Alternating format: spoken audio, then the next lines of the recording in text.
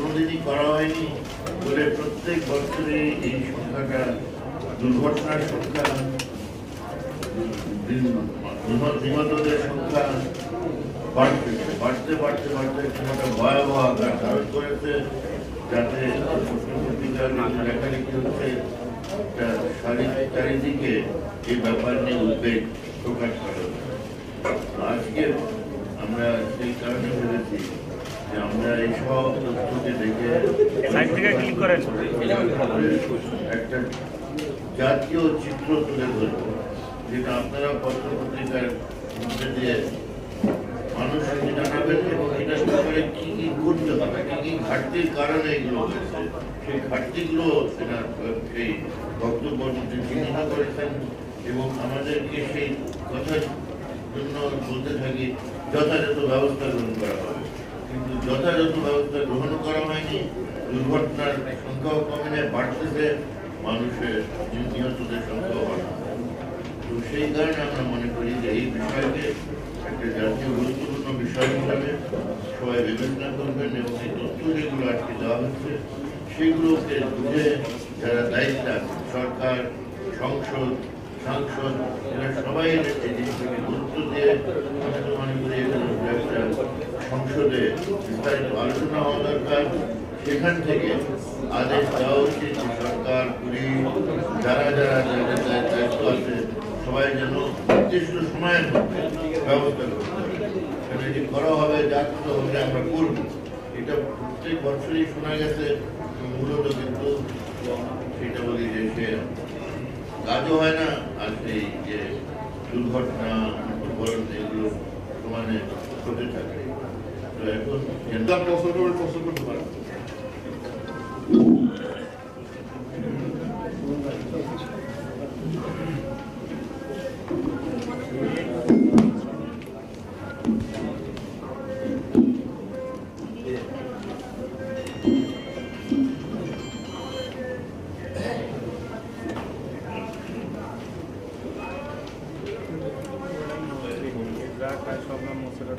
Sir, আমার ভিন্ন একটা প্রসঙ্গে আপনার কাছে একটা প্রশ্ন ছিল। আজকে তো প্রেসিডিয়াম কমিটির বৈঠক হয়েছে গণফোরামে। মুসাব্বির খানের শপথ নিয়ে আপনাদের সেই ফোরামে কোনো সিদ্ধান্ত হয়েছে কিনা? সর্বশেষ সড়ক দুর্ঘটনা অবশ্যই গুরুত্বপূর্ণ, পাশাপাশি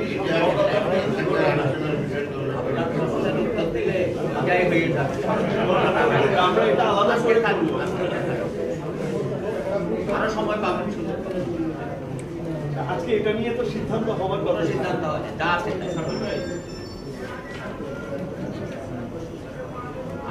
আজকের প্রাসঙ্গিক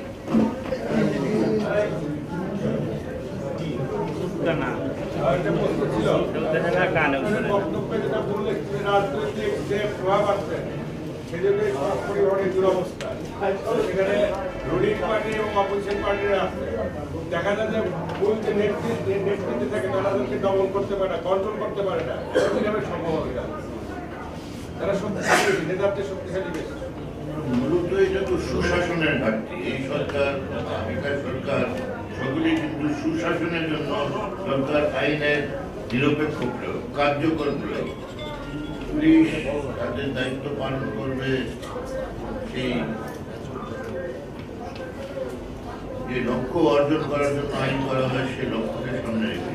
কিন্তু পুলিশ যদি কোনোভাবে প্রভাবিত হয়, তাদেরকে কোনোভাবে কেউ দুর্বল করে ফেলে, তখন সে আইনের শাসন দিকে সরে গিয়ে যে অরাজকতা এখন দেখেন রাস্তাঘাটে সেইগুলো ঘটে এবং সেই বিশৃঙ্খলা থাকার কারণে এই রাস্তায় এগিয়ে বুঝতে পারেন কিভাবে বিশৃঙ্খলা থাকে। একদিক থেকে আরেকদিন গাড়ি ছুটছে, মোটর সাইকেল ছুটছে, বিভিন্ন রকমের জিনিস, এর মধ্যে বিভিন্ন নিয়ম ভাবে অবস্থা তৈরি করছে যেখানে যে কোনো মুহূর্তে একটা দুর্ঘটনা ঘটতে পারে।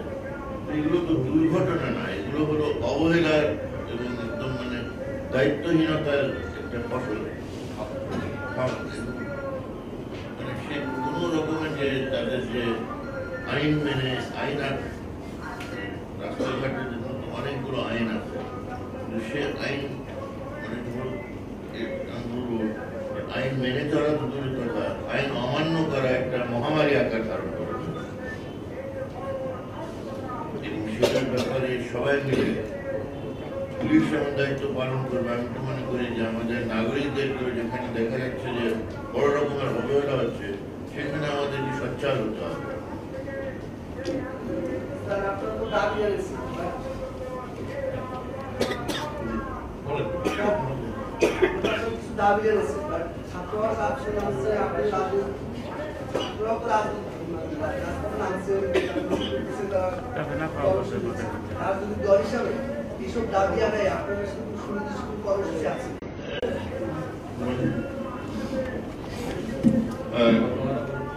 আমরা কত পালন করেছি সরকারি সরকারের দাবিতে। এবার আমরা 1 তারিখে 1 এপ্রিল সোমবার বিকাল 3টার সময় প্রেস ক্লাবের সামনে মানববন্ধন দিচ্ছি। আমাদের তরুণরা, শিশুরা যে আন্দোলন করছে 8 দফা নিরাপদ সড়কের দাবিতে 8 দফা দিয়েছে, এবং আমাদের যে দাবি দেওয়া আছে সেটা গ্যাসের দাম যে বৃদ্ধি করছে, বাড়ানোর যে প্রস্তাব এনেছে, এইসবের বিরুদ্ধে আমরা মানববন্ধন করছি।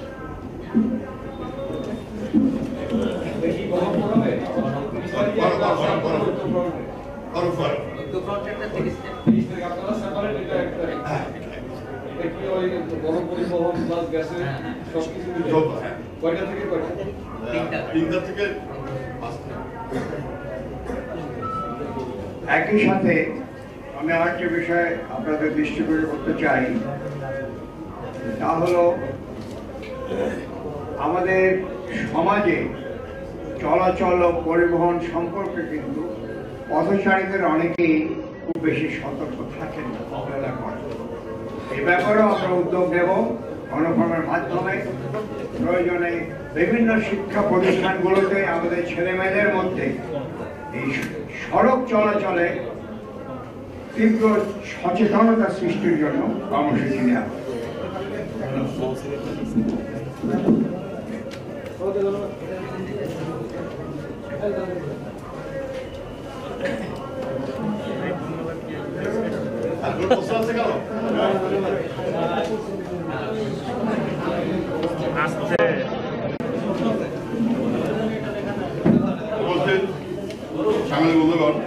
আমাদের নবনির্বাচিত গাজীপুরের কমিটির সভাপতি, সাধারণ সম্পাদক, আমাদের গণফোরাম সভাপতিকে ফুলের শুভেচ্ছা দেওয়ার জন্য, কারণ শুধু গাজীপুর থেকে এসেছেন।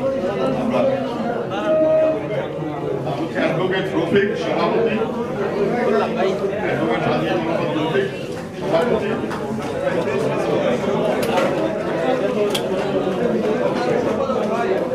মহানগর কমিটির সভাপতি সভায় করছে আমাদের মুশারফ, অ্যাডভোকেট মুশারফ, হচ্ছে জেলার শেখ রফিকুল্লাহ।